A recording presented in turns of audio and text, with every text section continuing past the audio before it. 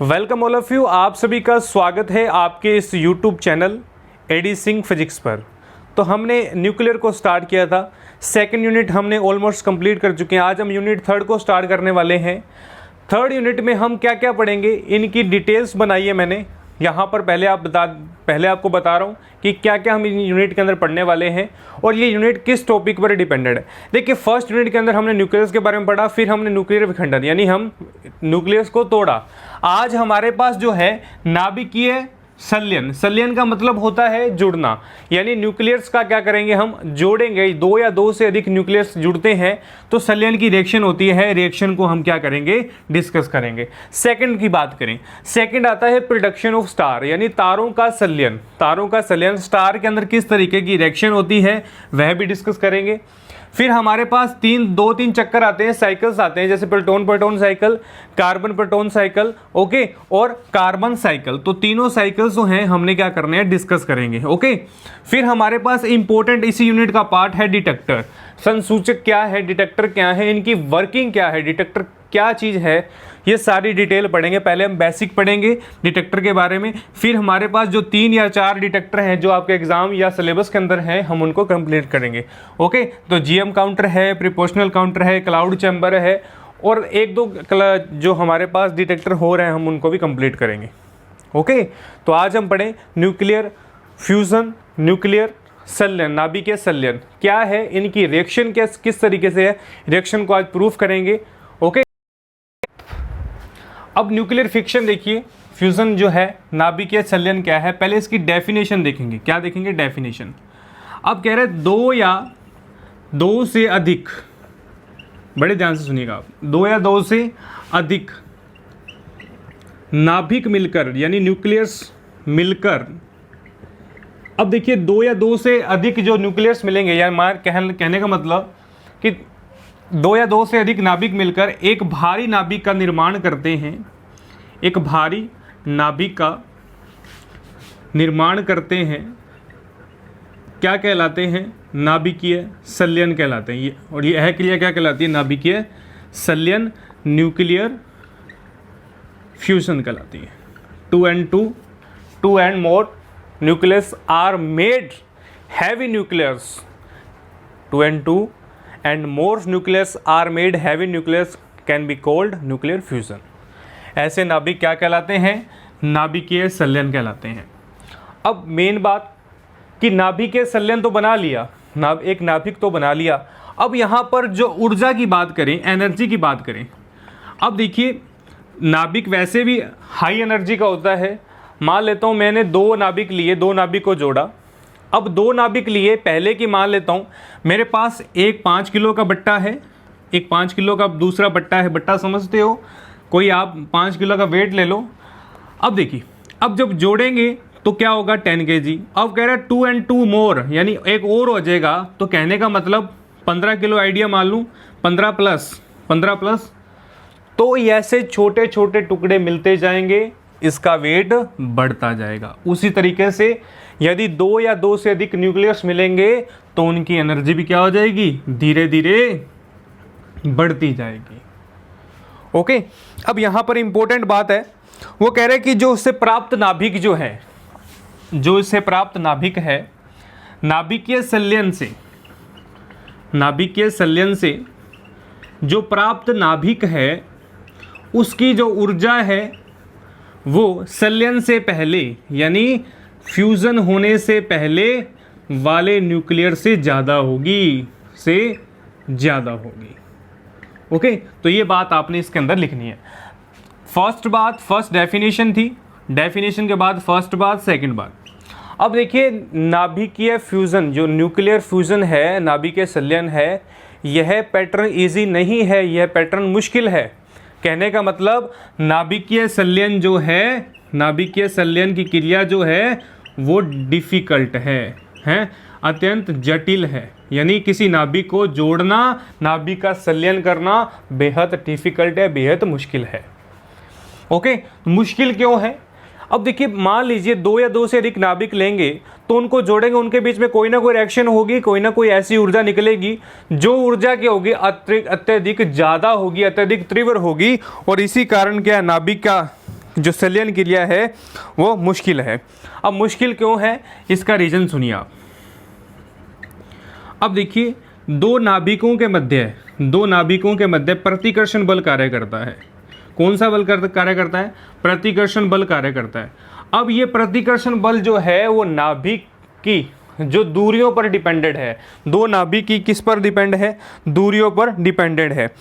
अब वो कहता है कि गतिज ऊर्जा थी वो 1 मेगा इलेक्ट्रॉन वोल्ट है। अब जब पास पास लाया जाएगा तो पास लाने से क्या होगा?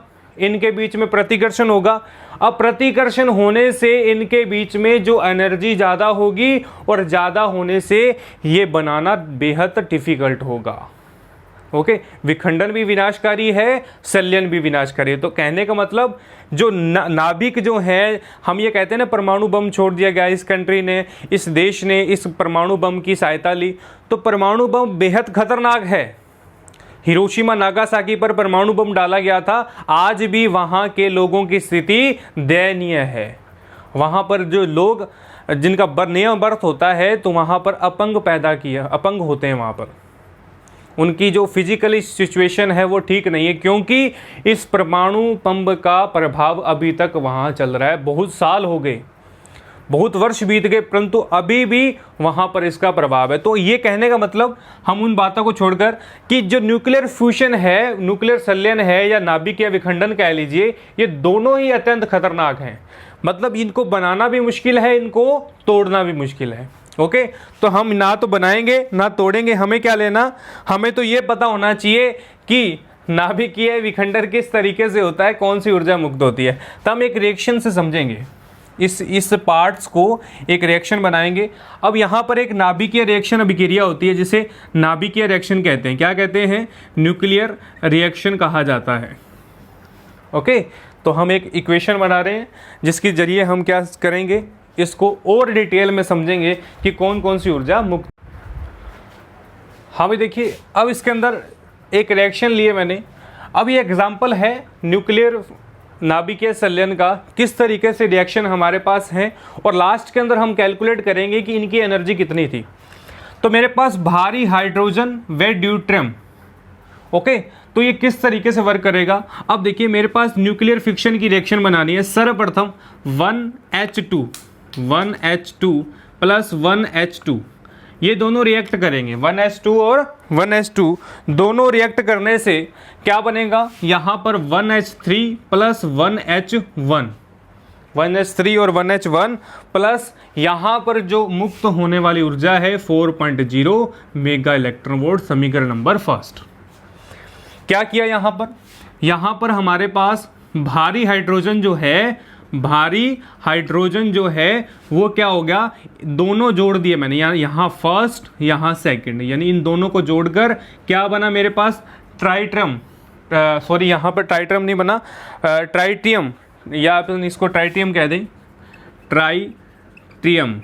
ओके, तो यहाँ पर इसको ट्राइटियम कह दें। 1H3 ये ट्राइट्रियम होता है। ओके, और ड्यूट्रियम क्या होता है? 1H2। अब ट्राइट्रियम बना। अब ट्राइट्रियम जो अणु है, ट्राइटियम है, वो फिर ड्यूट्रियम के साथ जुड़कर क्या बनाएगा? 2He4। क्या बनाएगा? 2He4 बनाएगा प्लस 0N1, यानी एक नाइट्रोजन मुक्त होगा और 17.6 मेगा इलेक्ट्रॉन वोल्ट ऊर्जा यहाँ से मुक्त होने वाली है। क्लियर है सबको? अब देखिए, अब जो हमारे पास एनर्जी कितनी बनी यहाँ पर? 17। अब इन समीकरणों का, अब पहले टाइट्रियम जो है वो किसके साथ जुड़ेगा? 1H2 यानी ड्यूट्रियम के साथ जुड़कर। अब देखिए, अब क्या करेंगे? अब हमारे पास फर्स्ट इक्वेशन यानी इक्वेशन फर्स्ट व इक्वेशन सेकंड का संयोग करेंगे, ऐड करेंगे। यानी इस इक्वेशन को यदि जोड़ा जाए तो मेरे पास टोटल एनर्जी देख रहे हैं कि क्या होगी।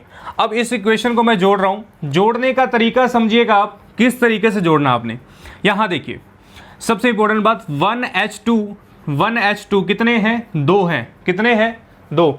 1H2 कितने हैं? 2। और यहाँ देखिए 1H2 कितने हैं? 3, यानी 1 2। लेफ्ट हैंड साइड की बात कर रहा हूँ, इक्वेशन होने से पहले 1H2 कितने हैं? 1H2 कितने हैं? 3। यानी मेरे पास 3,1H2 हैं, 3,1H2 हैं, 3,1H2। ओके, अब देखिए, अब 3,1H2 हमने कैलकुलेट कीजिए, यहाँ पर 1H3 है और यहाँ 1H3 है, 1H3 से 1H3 कैंसिल होगा। ओके, 1H3 से 1H3 कैंसिल। अब ये कैंसिल होने के बाद मेरे पास एक ये बचा। अब आपको अलग कलर से दिखाता हूँ मैं। अब ये तो कैंसिल हो जाएगा लाला जी, क्या बचेगा, एक तो ये बचा और ये मेरे पास एक ये बचा, ये पार्ट्स बचा। ओके, अब ये पार्ट्स को लिखिए, आप क्या लिखेंगे यहाँ पर, 2He4 plus 1H1 plus 0N1 plus 17.6 और कितना है 4.0, 17.6 और 4.0 कितना आ गया यहाँ पर 21/6 मेगा इलेक्ट्रॉन वोल्ट। ओके, तो ये हमारे पास क्या आ गई, एक इक्वेशन आ गई। क्या आ गई, इक्वेशन। यानी यहाँ पर मेरे पास एक इक्वेशन प्राप्त हुई। ओके, तो यहाँ पर ये 3 ही आएगा इसका रिएक्शन। कुछ भी नहीं किया, जस्ट हमने 2 न्यूक्लियस लिए हैं, उनको एक हमने जोड़ दिया। ओके, फिर 1H1 निकाल दिया, इतनी ऊर्जा निकाली उसने। फिर हम उसी अणु का ड्यूटेरियम के साथ जोड़ देते हैं। जोड़ने पर क्या होगा, यानी 1H3 को ड्यूटेरियम के साथ जोड़ने पर 2He4 बनता है, एक न्यूट्रॉन निकलता है और 17.6 की एनर्जी मुक्त होती है। ओके, अब यहाँ देखिए, अब हमारे पास जो एनर्जी में निकली है, हमारे पास जो एनर्जी की वैल्यू निकली है, हम यहाँ लिखते हैं एनर्जी कितनी निकली है, 21.6 mega electron volt. 21.6 mega electron volt energy निकली है, जो कि यूरेनियम के विखंडन के लिए, जो कि यूरेनियम। अब एक बात नोट कीजिए आप, अब यहाँ पर जो एनर्जी की वैल्यू कितनी है, 21.6 मेगा इलेक्ट्रॉन वोल्ट। यानी कहने का मतलब, आपने आइडिया लगाया कि यदि मैंने इसका संलयन किया तो मेरे पास 21.6 मेगा इलेक्ट्रॉन वोल्ट। अब यहाँ पर मैं सार लिख रहा हूँ, यदि मैंने संलयन किया तो 21.6 मेगा इलेक्ट्रॉन वोल्ट की ऊर्जा हमारे पास उसने निकाली। यदि मैं विखंडन करूँ, यूरेनियम का विखंडन करते थे, ड्यूटेरियम का विखंडन करेंगे तो 200 मेगा इलेक्ट्रॉन वोल्ट क्या चाहिए, हमें ऊर्जा चाहिए। यदि 200 इलेक्ट्रॉन वोल्ट हमें ऊर्जा चाहिए तो यहाँ देखिए, संलयन से विखंडन के लिए हमारे पास विखंडन के लिए ऊर्जा ज़्यादा चाहिए, संलयन के लिए कम चाहिए। कहने का मतलब, विखंडन करेंगे किसी न्यूक्लियस का तो हमें संलयन से कम ज़्यादा ऊर्जा चाहिए। तो यहाँ पर एक बात तो हमें पता लगी कि संलयन जो होगा वो विखंडन से थोड़ा कम होगा। विखंडन जो होगा वो तो हानिकारक है ही, परंतु जो संलयन है वो उससे थोड़ा कम होगा। ओके, तो वो कम रिएक्ट करेगा। ये है तो दोनों नुकसानदायक, परंतु थोड़ा कम करेगा। अब अपन बात देखें, इनके बारे में डिस्कस करें कि क्या। अब यहाँ पर हम एक ऐसा सिस्टम निकालेंगे। देखिए, अब ड्यूटेरियम के लिए जो उसके लिए द्रव्यमान कितना है, 0.02, ये उसका क्या है, द्रव्यमान है। अब यहाँ पर हम आवागोद्रो संख्या की सहायता से परमाणु संख्या निकालेंगे। क्या निकालेंगे, परमाणु संख्या। क्या होगी, परमाणु संख्या कैलकुलेट करने के लिए 0.022 है, तो यहाँ पर 6.02 10 की पावर 23, 6.02 10 की पावर 23 अपॉन के अंदर क्या कैलकुलेट करेंगे, 0.0002। तो यहाँ पर मेरे पास लगभग 3.16 आएगा, तो मैं इसको 3 मान लेता हूँ, यानी परमाणु संख्या मेरे पास कितनी है, 3। अब देखिए, टोटल एनर्जी कितनी निकली थी मेरे पास, 21.6 अपॉन 3, यानी टोटल एनर्जी कितनी थी, 6। और मेरे पास कितने हैं यहाँ पर, 3 हमने लिए। क्या लिए, 3। तो यहाँ पर कितना आ गया, 7.2 मेगा इलेक्ट्रॉन वोल्ट। क्या आ गया, 7.2 मेगा इलेक्ट्रॉन वोल्ट। हम कंपैरिजन कर रहे हैं किसका, नाभिकीय विखंडन का नाभिकीय संलयन के साथ। दोबारा सुनिए, ये सारी प्रक्रिया किस लिए हो रही है, ये सारी रिएक्शन, ये आपको रिएक्शन बनाना सिखाई। अब हम कंपैरिजन कर रहे हैं कि नाभिकीय संलयन और विखंडन दोनों बराबर रहते हैं या उनके बीच में कितना डिफरेंस आता है, कितनी एनर्जी मुक्त होती है। ओके, अब देखिए 1 kg ड्यूटेरियम के लिए, यानी 1 kg ड्यूटेरियम के लिए जो कुल ऊर्जा होगी वो किस तरीके से कैलकुलेट की जाएगी, 7.2 मेगा इलेक्ट्रॉन वोल्ट, 7.2 10 की पावर 6। अब 7.2 10 की पावर 6 तो एज इट इज आएगी, इनटू क्या आएगा, 3.01, जो हमने यहाँ पर कैलकुलेट किया है 3.01 है, 3.01 इंटू 10 की पावर 6, ये भी मेगा इलेक्ट्रॉन वोल्ट है। अब इसके साथ 1.6 10 की पावर -19, ये कैलकुलेट करते ही ये मेरे पास वैल्यू आएगी, जो मेरे पास इसकी वैल्यू है, कैलकुलेशन करते ही मैं डायरेक्ट वैल्यू लिख रहा हूँ यहाँ पर 3467, क्या आएगी 3467 10⁻⁶ जूल। तो ये हमारे पास क्या हुई, कैलकुलेट हुई 1 kg ड्यूट्रियम के लिए संलयन के प्राप्त ऊर्जा का मान। अब याद कीजिए हमने वहां पर कैलकुलेट किया था यूरेनियम के लिए क्या निकाली थी हमने, ऊर्जा निकाली थी, तो वहां पर आई थी 8.64 10⁻⁶ जूल, जो कि इसकी 4 गुना है, यानी 8 चौक 32, जो इसकी क्या है 4 गुना है। ऊर्जा तो कम प्राप्त हुई, परंतु यदि हम उनकी क्वांटिटी लेकर रिएक्शन करवाएंगे तो ये जो संलयन है वो किससे ज्यादा होगा, नाभिकीय विखंडन से ज्यादा होगा। यानी ये 8 है तो ये कितना प्राप्त हुआ, हमें 4 गुना यानी 4 गुना प्राप्त हुआ। ओके, तो हम कंपैरिजन देख रहे थे कि इन दोनों में एनर्जी कितनी कंपैरिजन के तुलना में आती है। तो ये सारा का सारा सिस्टम क्या कहलाता है, न्यूक्लियर फ्यूजन कहलाता है, नाभिकीय विखंडन कहलाता है। तो डेफिनेशन को दोबारा रिपीट कर रहा हूं मैं, 2 या 2 से अधिक नाभिक मिलकर एक भारी नाभिक का निर्माण करते हैं। 2 and 2 more nuclears are made एक heavy nucleus then called nuclear fusion. क्या कहलाता है, न्यूक्लियर फ्यूजन। और यहां न्यूक्लियर फ्यूजन की जो रिएक्शन होती है वो डिफिकल्ट होती है, कठिन होती है, मुश्किल होती है।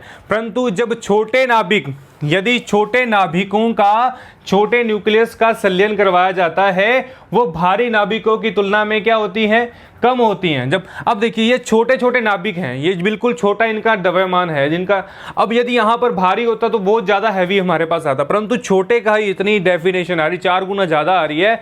यदि हम भारी ले लें तो इनकी रिएक्शन, इनकी एनर्जी कितनी होगी, बहुत ज्यादा प्राप्त होने वाली है। और यदि विखंडन की बात करें, फिक्शन की बात करें, तो फिक्शन के अंदर क्या होता है, मुक्त तो होती है परंतु किससे, अब संलयन के अंदर हमारे पास 21.6 प्राप्त हुई, क्या थी, मेगा इलेक्ट्रॉन वोल्ट। विखंडन के अंदर 200 मेगा इलेक्ट्रॉन वोल्ट चाहिए। परंतु जब हमने वर्किंग की, जब हमने कार्य किया कि जो छोटे छोटे नाभिक मिलकर इतनी ऊर्जा चाहिए उसको जोड़ने के लिए, और टूटने के लिए कितनी चाहिए, 8.6 चाहिए, और यहां पर रिएक्शन होने के लिए 200 मेगा इलेक्ट्रॉन वोल्ट हमें मान चाहिए। तो ये सारा पैटर्न जो है वो नाभिकीय संलयन कहलाता है, नाभिकीय फ्यूजन कहलाता है। ओके, तो बड़ा ही सिंपल है, जिस तरीके से हमने विखंडन किया है उसी तरीके से हम क्या करेंगे, संलयन करेंगे। ओके, तो हमने आज के लेक्चर्स के अंदर बेसिक पार्ट था, इस बेसिक पार्ट को समझना जरूरी था। यदि आपको नाभिकीय संलयन नहीं पता होगा तो हम आने वाले टॉपिक्स के अंदर जो टॉपिक्स होंगे वो हवा में जाएंगे कि सर संलयन तो बताया नहीं, और आपने प्रोटॉन प्रोटॉन चक्कर से, प्रोटॉन प्रोटॉन साइकिल से आगे की कार्रवाई स्टार्ट कर दी। ओके, तो आने वाले लेक्चर्स के अंदर हम पढ़ने वाले हैं, यदि आपके अंदर मान लीजिए, यदि आपके एग्जाम के अंदर ये आ जाए कि नाभिकीय विखंडन और नाभिकीय संलयन में डिफरेंस लिखो, तो आप डिफरेंस लिख देना।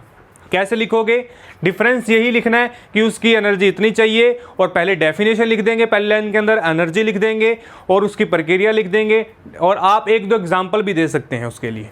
ओके, तो ये इक्वेशन भी बना सकते हैं वहां पर। अगर आपके एग्जाम में इस तरीके का एग्जाम्पल आता है, इस तरीके का क्वेश्चन आता है, तो आप वहां भी इसको पिक कर सकें। ओके, तो आज के लेक्चर में सिर्फ, और आप इस वीडियो को पूरा देखिएगा, और आप इस वीडियो को लाइक करें, शेयर करें, और यदि मेरे चैनल पर नए हैं तो सब्सक्राइब करना ना भूलिएगा, और बेल आइकन दी गई है, बेल आइकन को दबाना बिल्कुल ही मत भूलिएगा। और कमेंट बॉक्स पर मुझे इस वीडियो से संबंधित आपके सुझाव, आपके जो डाउट्स हैं वो ज़रूर बताएं, ताकि हम आने वाले समय के अंदर आपको उस टॉपिक से रिलेटेड वीडियो अपलोड कर पाएंगे। ओके, तो आप घर रहिए, सुरक्षित रहिए, मास्क का उपयोग कीजिएगा, आप सुरक्षित रहें, अपने परिवार को सुरक्षित रहें, यही हमारी आपसे कामना है। आज के लेक्चर में सिर्फ इतना ही। Thank you.